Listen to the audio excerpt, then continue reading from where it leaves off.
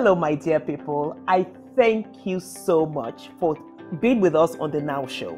I'm so excited because the questions have started coming in. And we're going to be dealing with the questions that have come in so far. It's really an exciting moment for me because I didn't expect the questions to start coming in this early. And so on this episode, we're going to take questions and I will answer them as much as I can. And if you know that you still have some more questions for us, please do send them in. So the first question that I got, interestingly, is from someone who says that they are the firstborn and how are they going to cope because they don't want to fail their siblings and they feel that there's a lot of pressure on them. So good because I am a first child myself. And you know, I think when you talk about pressure on firstborn, is actually society. Like I keep saying, you need to just look at yourself and look at your life.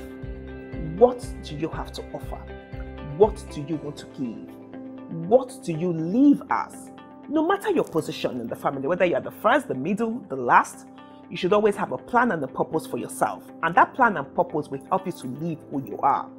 As a first child, yes, the pressure is there because so much is expected of you. So it's expected that you give examples to your junior ones.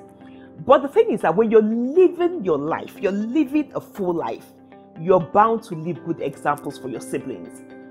I don't know, somehow, how old am I now?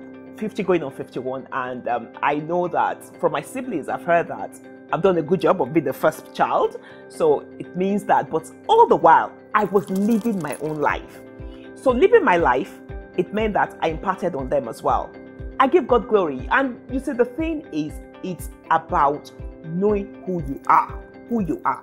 God has created you to walk in dominion. God has created you to just give of yourself. And when you give of yourself, you're sure not to disappoint yourself and disappoint your siblings. I hope I've answered your question and you're happy. And if you're not happy with that, please let me know. And whatever I can add, I will add to it. Whether you're a firstborn or you're a lastborn or whatever position you hold, please live your life. That's all I can say. Live your life and make sure that it's a beautiful and a purposeful life. Okay, question 2. Peter says he's a young man approaching 30 and how have I lived my own life? Because from what he can see on camera, it looks like everything is rosy, everything is good. But he knows that definitely there has to be different stages of my life. So how have I lived? Because what he's asking basically is that some tips about how they can navigate life between that age of 30 and where I am now, presently. What I would want to say to Peter is, you know, times and seasons are so, it's happening to them all. And the time that they have now is so much more beautiful than the time that I had when I was 30. There's so many opportunities open to them, so many things, in fact, life cannot be better than it is now. I tell my young adults too that this is the best time to live because there's so much open to them. There's so much at their disposal. The world has now become an oyster, like they say. You know, you can get anywhere, you can get any information you need, you can get anything you need. Compared to when we were growing up, that we had to be looking for mentors, we needed guidance, everything is available. So how have I lived my life? I said it, I keep saying it. Life is a book. You move from one chapter to the next chapter. But one thing you surely always need, you need that guidance. You need the one, your creator. You need to have a connection with your creator. You need him to guide you. The Holy Spirit has been left as our helper. We need to call upon him to help us every stage of the way. I've made my mistakes, I've had my pitfalls, and that is exactly what this show has been born out of.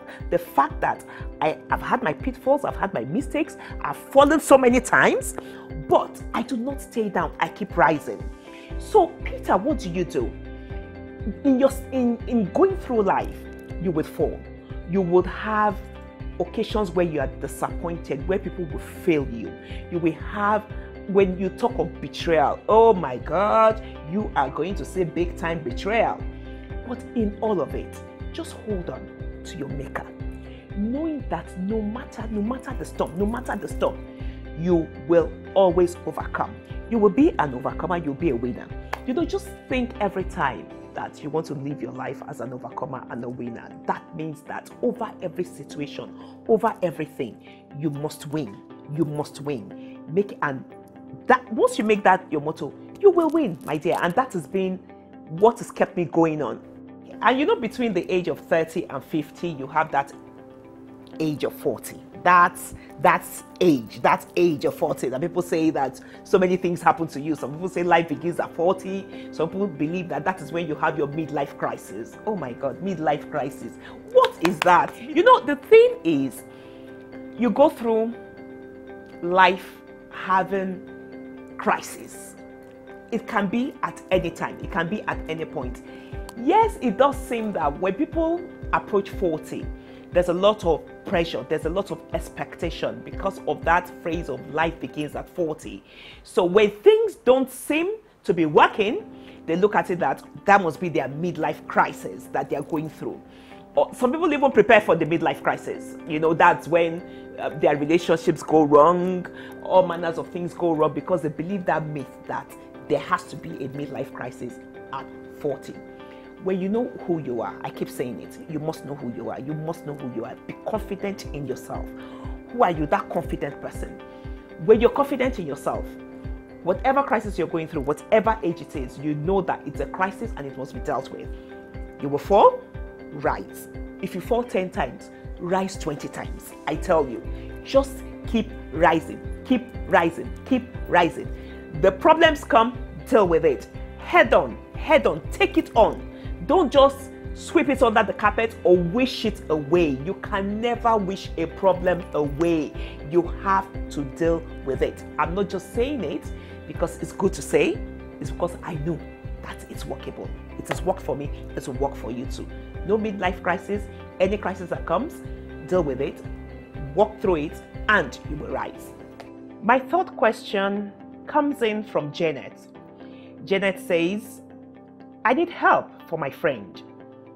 I was a chief bridesmaid. She got married a few years ago, and I'm worried that she's never been happy. She says so. She confirms it herself. Even as at yesterday, she said she feels like giving up on the marriage.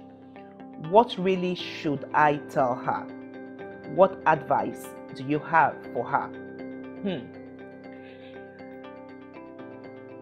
The problems, from what Janet says, started as far back as the next day she got married. Because even the next day she got married, she did say that she felt like leaving. I always say to the young ones, a broken relationship is better than a broken marriage. Because really, the truth is, you see the signs when you're dating. The signs, it doesn't just come up when you are married. They would have shown up when you were dating. They might not be as noticeable as they are when you're married, because you know when you're married, there's a kind of a sense of entitlement that the man feels he has over his wife. Now you are Mrs., you're wearing his ring, so he really brings out himself. Even you, the woman, that's when you bring out yourself. When you're dating, is a different game. But the truth is, all the signs are noticeable when you're dating. And when you see something that you know is going to become a problem in the marriage, please put an end to that relationship. Do not hope that, oh, I can change him. Oh, something is going to happen and he will stop doing this. Whatever you cannot accept then, in courtship, you can't accept it in marriage. Now, this problem is there. She has married him. The answer is not to run out of the marriage. I keep saying, you don't run away from problems. You deal with the problems. The husband is not willing. It takes two. It takes two. Hear me. It takes commitment on both of them to fight for that marriage, to make that marriage work. one thing that I would say from my experience and from talking to other people, the first 5 years of marriage are the most difficult, because that's when you're discovering yourself. That's when you're seeing new things come up, and the fights, the struggles, the arguments are so much in the first 5 years of marriage. But after that, it's like you now start coasting, so it gets better, especially for both parties. If you want to make it work, it just gets better. So I believe that they've passed the most difficult stage. It's for them to be able to sit down and address the issues. They have to first admit to themselves that there's a problem here. She has to call him. She has to sit him down. My darling, we do have a problem. Let's look over the problems. They talk about it. Communication is key. Communication and commitment. Once they communicate and they both commit to make the marriage work, they can walk over the issues. They can walk through the issues together and have the marriage that they've always dreamt about. It's still possible. Please tell your friend not to give up. It's not time to give up. And she must be on her knees. She must pray, pray, pray. There's a place for prayer. In marriage, God is the head of that marriage. Who do you run to when you're in trouble? You run to the head, and you run to God first and say, there's a marriage here. Father, I need you to help me. And he will surely come and help you. But both of you must be willing and committed to help one another to make the marriage work. I hope that answers your question, Janet. Tell your friend she can still be happy in that marriage. And my prayer for her is that she will be. And she will send us her testimony very soon that truly they're both committed to working it out, and they're working it out, and everything is going well. Thank you very much. Oh my God, I'm so excited about this. Anyway, I got a comment in from one of our viewers, and there's also another question which is titled that. And I'll first take the question. The question says that I see that you are in your 50s. I'm just 50, going on 51, and you look so good. And here I am, I'm just 30. I'm dealing with weight issues. What do I do? What do I need to do? Okay, so I need to now tell you the comment that came in from one of our viewers, and the person says, Ma, I see that you're looking good in the new episodes, because the first one you were looking quite bigger than you're looking now. Is there a secret? What have you done? Thank you so much to that viewer. It means that you're very observant. Thank you so much. And I feel good that somebody noticed that, yes, I was doing something.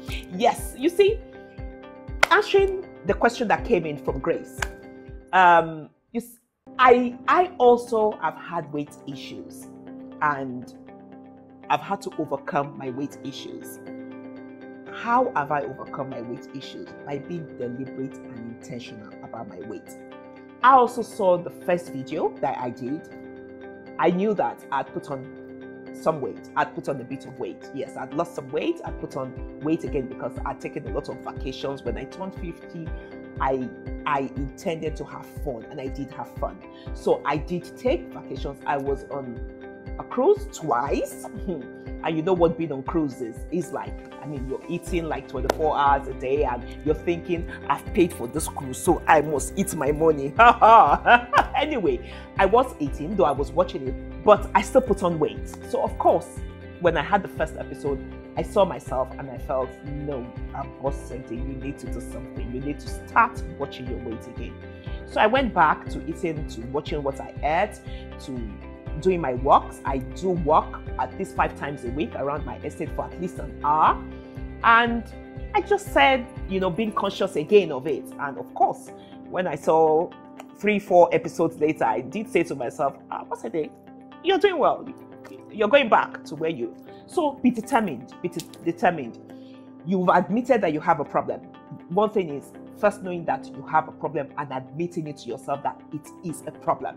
Because, sometimes when you are overweight, it can actually make you feel very, make you have low self-esteem, because you know that you are saying to yourself you don't look good, but you can be big, bold, and beautiful. I say that to people, big, bold, and beautiful. But you can also say to yourself, yes, I'm big, bold, and beautiful, but I can still do something, and lose some of this weight, and still I want to be more confident, because there's something really about when you look good. When you look good, you feel good, and you just exude good, and that's the truth.